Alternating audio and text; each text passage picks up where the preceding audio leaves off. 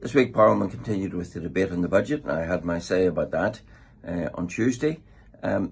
This budget, of course, is very disappointing in many things. It is a budget which increases benefits for welfare families, but increases taxation for working families. And that really is the sum and substance of this budget.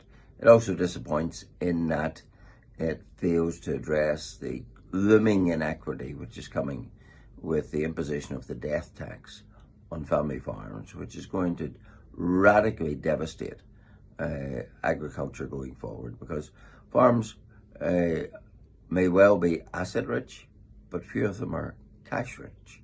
And yet when the owner dies, if punitive death taxes are applied, then in order to raise that money, the incoming generation is going to have to sell land and dissipate the farm and dissipate productivity, and therefore the amount of food that it can produce, etc. So it really is a circle of doom in terms of what the government proposes for our agricultural industry. It was disappointing that whereas all 8 unionist MPs were there to vote against the Pacific proposition, which was in one of the actual resolutions, Resolution 50, neither the Alliance Party MP nor either of the SDLP MPs thought it worth their while to come and vote against, to stand with the farming community, to stand up for family farms.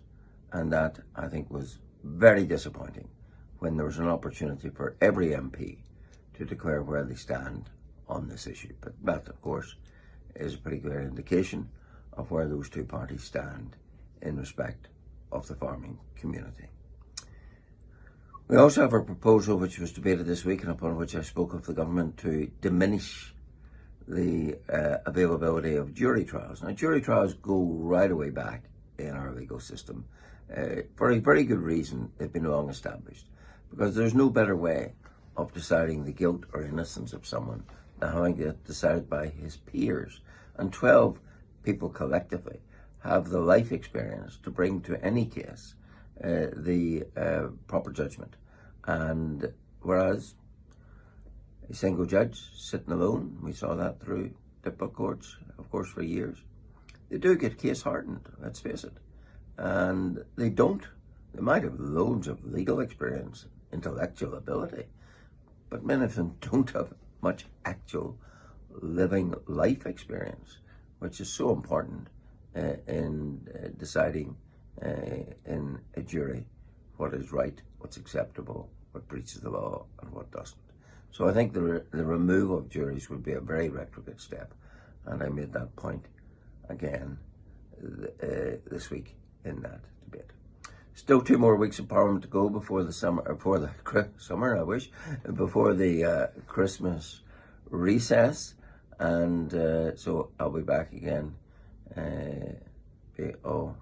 being well, and next week and the week after to continue the cause that I was sent here to represent. I also spoke this week, I might add, in the debate on veterinary medicines, which of course at the end of the year we're going to see a cliff edge because of the iniquitous EU rules which put us under their regime and which refuses to allow veterinary medicines to be imported from GB, one part of our country, to another, and instead they have to be found elsewhere.